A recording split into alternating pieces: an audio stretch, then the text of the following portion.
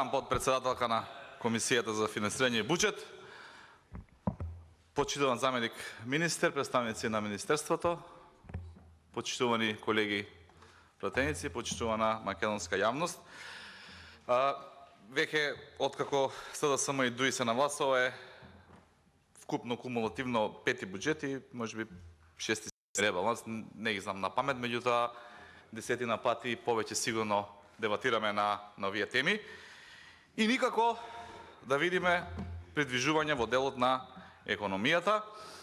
Ние гледаме аргументирано и сега ќе се обидам конструктивно аргументирано да дебатирам зошто е тоа така.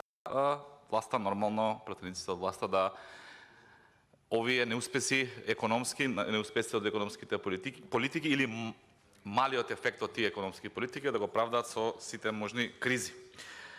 Меѓутоа, за волја на вистината, во економските ресори на владата, СДСМ и ДУИ, овие 5 години се сменија десетици министри. И е добро да ги кажеме со име и презиме дека и Зоран Заев, и Драган Тевдовски, и Нина Ангеловска, и Кочан Ѓушев, и Мила Царовска, и Фатмир Битичи, и Горан Сугаревски, и Крешник Бектеши, и Благоја Бочварски, и Фатмир Бесими, и Димитар Ковачевски не успеа да го испорачаат она што на граѓаните им го ветува на избори. Ке се сетите, верувам имаше едно култно ветување на држење на економска лекција од една влада при носење на еден буџет кажана од страна, најавена од страна на тогашниот премиер Зоран Заев. За жаламе само промашувања по предвидувањата и од година во година полоши економски перформанси на државата. Реков ќе бидам конструктивен и затоа ќе кажам одредени размислувања.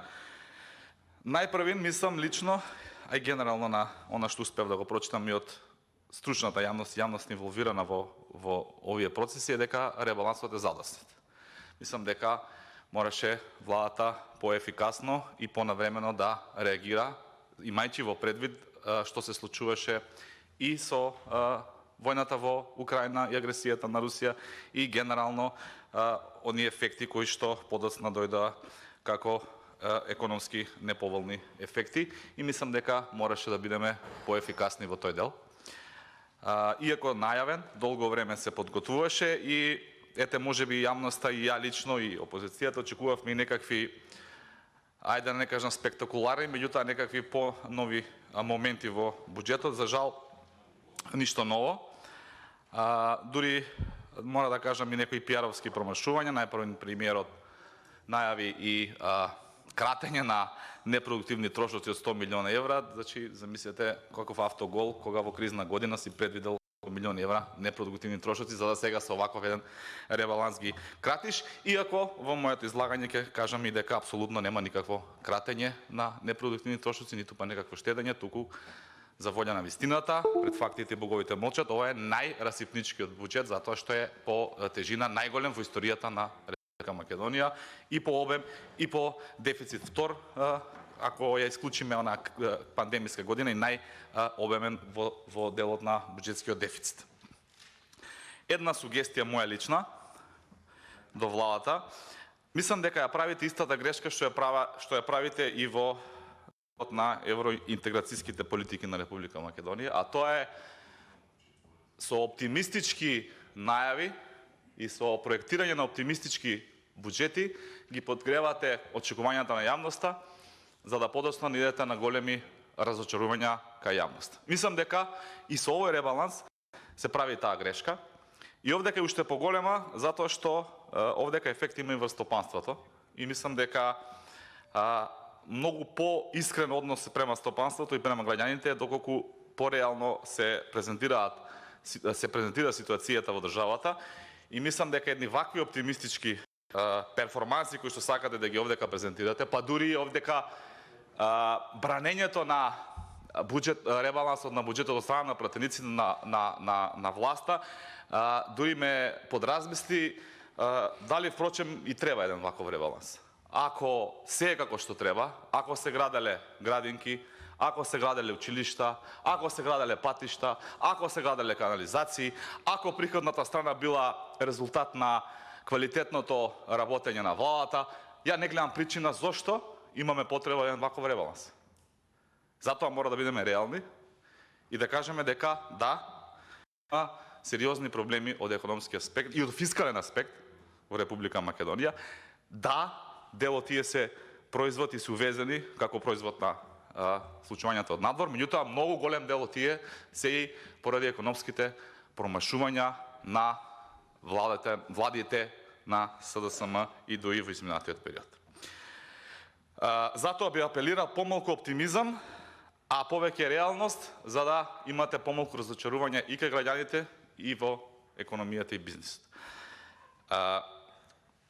Министерот за финансии, почитуваниот господин Фатмир Бесими, пред некој ден прочита негова колумна и отвори една тема како би рекол како оправдување за она што идно ќе ги очекува граѓаните, а тоа е нееднакво зголемување на платите во јавниот сектор, односно избегување на оние обврски кои што владата ги земала во разговорите со синдикатите, а тоа е опасноста или можноста да се влезе во инфлаторна спирала. И мислам дека владата веќе има влезено во инфлаторна спирала.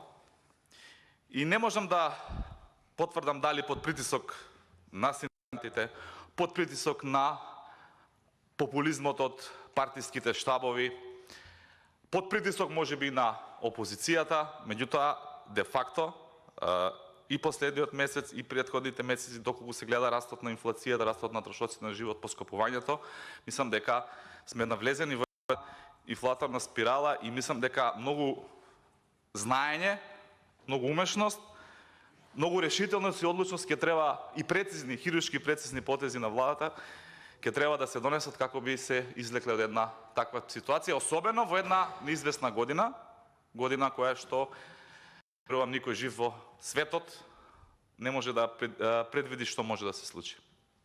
Така што оние мерки кои што ги укина владата молчејкум, односно врзани со временски рокови кои што истекува и не прифаќајќи ги овие предлози кои што аѓаат дел од опозицијата, дел од граѓаните, дел од можеби стручната јавност, остава еден вакуум простор во кој што Република Македонија можеби единствената земја во регионот и во Европа и во еврозоната која што моментално на сила нема ефективни никакви антиинфлацијски мерки, нема да ги читам податоците. Јасно ни е дека еви самата влада, иако оптимистички прогнозира инфлација од 7,2%, јас тврдам овдека, за да остане снимено, дека ќе ја промаши таа бројка и инфлацијата ќе биде далеку поголема и најверојатно двоцифрена. И мислам дека мора да размисли во делот на стопирање на таа инфлација. И од друга страна, избегнувањето да се одговори на обврските во делот на покачување на платите на сите административци, а прифаќањето само на зголемување на минималната плата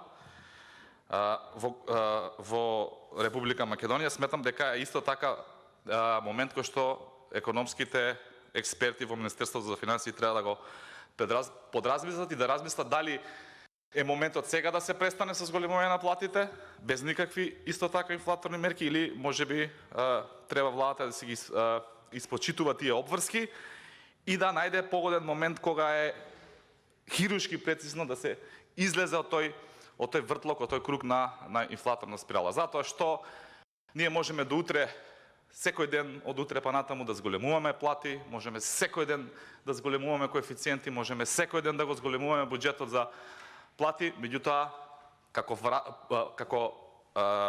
ефект повратен од економијата ќе добиеме поголеми цени секој нареден ден. И така, секој едно зголемување на платите ќе го јаде утешната инфлација и мислам дека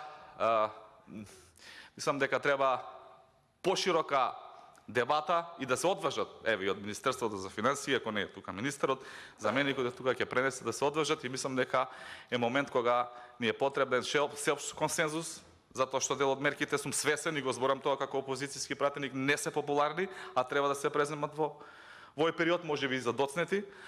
И на крајот на криштата многу е потребен во моментот разговор, а не надмудрување власт опозиција. Сакам да кажам нешто на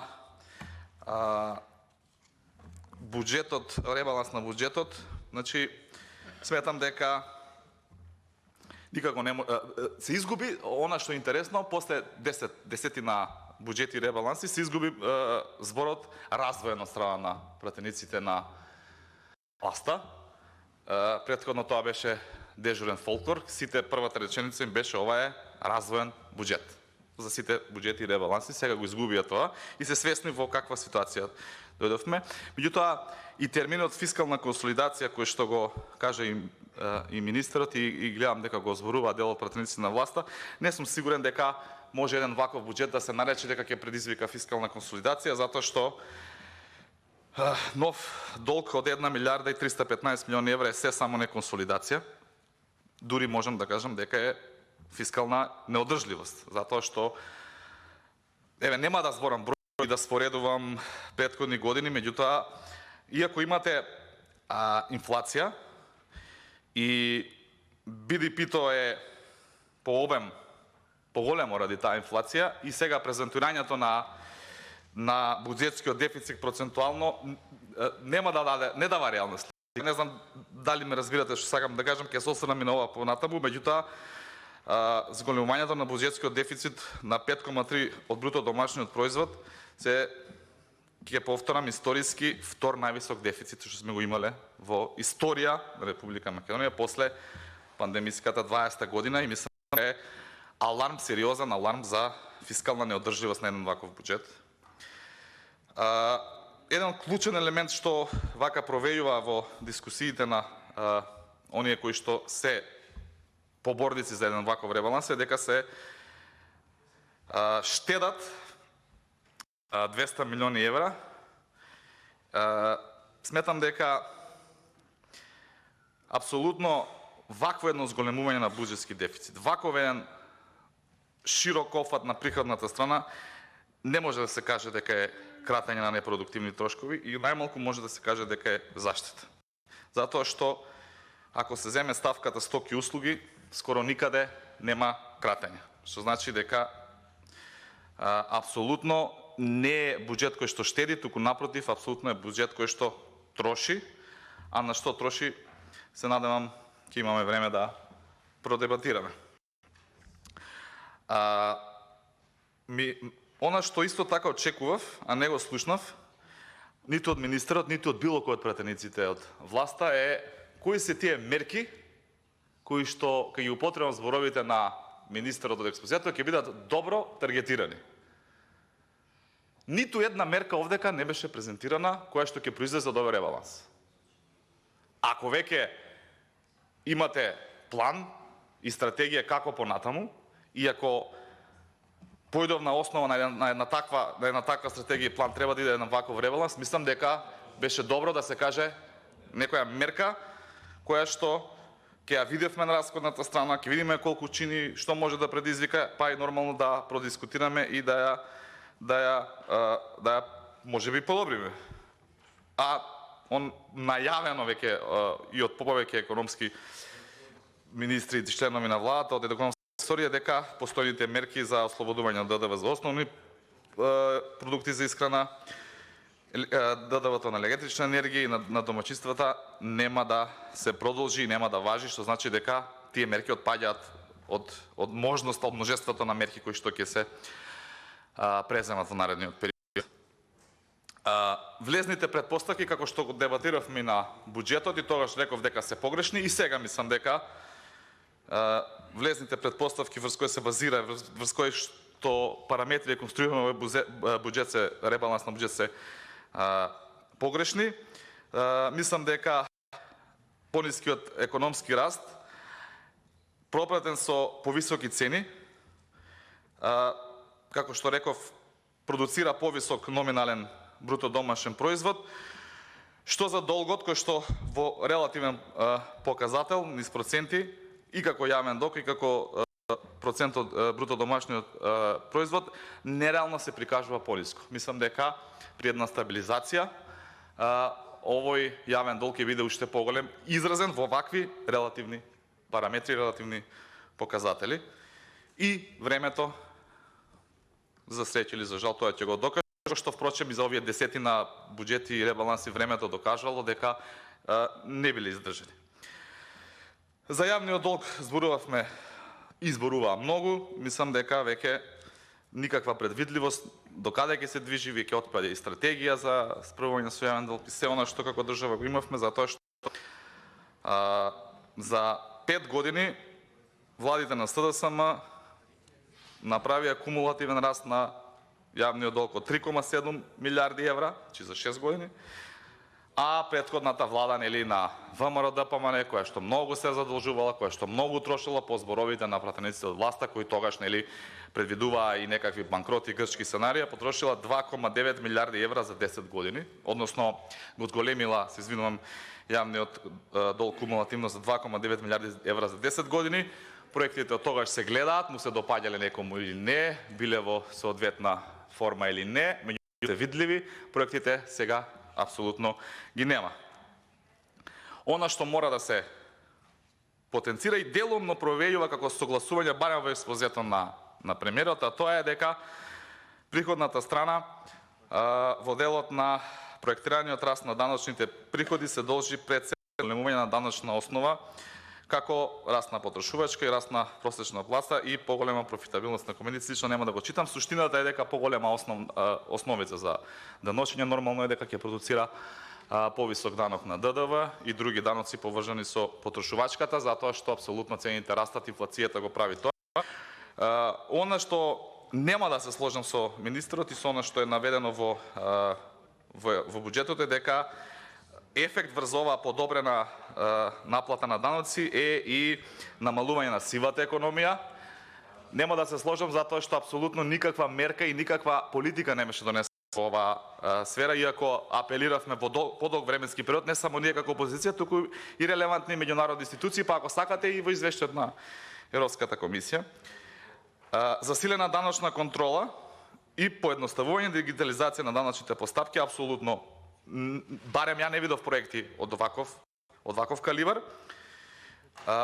Особено што секоја година, вклучително и оваа година, носиме измена, односно одолжување на една обврска кога се исплаќаат субвенциите да подносителите достава доказ дека не се должници во УЈП, и таа работа ја одолжуваме само затоа што УЈП нема дигитален капацитет, односно инфраструктура да одговори на поборувањата на земјоделците. Значи, далеку сме ние од некаква дигитализација во овој дел, кога обични, ајде да кажам, потврди дека некој нешто не должи, не може да издаде УЈП, а ние менуваме закони, цела собраниска процедура.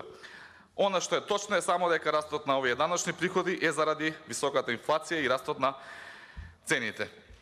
Нормално и од увоз и од внатрешен промет. Делумно заради растот на минималната плата, како поголема даночна основа за персоналниот данок и придонесите. Она што мене ми пречи е инатот на владата и на владеачкото мнозинство, зошто не сака да се откаже од дел од овие приходи, овие зголемени приходи, затоа што со буџетот во 2022 не ги предвидела, сега екстра средства. Зошто не сака да се откаже од овие средства? Преку тоа што ќе се откаже односно ќе се намали од дел од ДДВ-то за електричната енергија и за горивата и за цените на прехранбените производи, со што делумно ќе се ублажи инфлацијскиот притисок на цените, односно ќе се намалат цените во крајната потрошувачка. Меѓутоа, тоа најверојатно ќе го објасни некој од владата, затоа што досега немавме објаснување за овој дел, зошто не сака да се откажат од поголемите приходи заради високата инфлација. Делот на зголемувањата на приходната страна на националниот данок на доход, рековме, од ефектот на растот на платите, не од вработувањата, затоа што немаме ние нови вработувања, па да ни порасне обемот на данокот на доход. Овој раст е само заради воведување на минималната плата и поголемата основица за наплата на придонесите и данокот на доход. ДДВ-то како данок апсолутно од инфлација. се отвори дека една дебата во делот на економијата била добра и затоа раснел данокот на добивка. Во едни вакви турбулентни... Прво, не може да се донесе таков заклучок додека не се види структурата на овој данок. Дали поголем број на фирми платиле данок на добивка или одредени компании во помал број платиле поголема добивка. Прва работа и данок на добивка. И втора работа, во едни вакви неизвестни времиња на компаниите не им е сигурно да инвестираат, па како би ја реинвестирале, би го реинвестирале данокот на добивка, туку им е најсигурно да си го уплатат и да терат натаму. Така што мислам дека она што е најсуштинскиот приходната страна, немам време за расходната страна, е тоа што владеачкото мнозинство овдека при овој ребаланс не презентираше ниту една мерка со која што во наредниот период ќе се справуваме со инфлацијата која што апсолутно и самата предвидела дека е висока. Благодарам. Благодарам колега Петрушевски, со оглед дека никој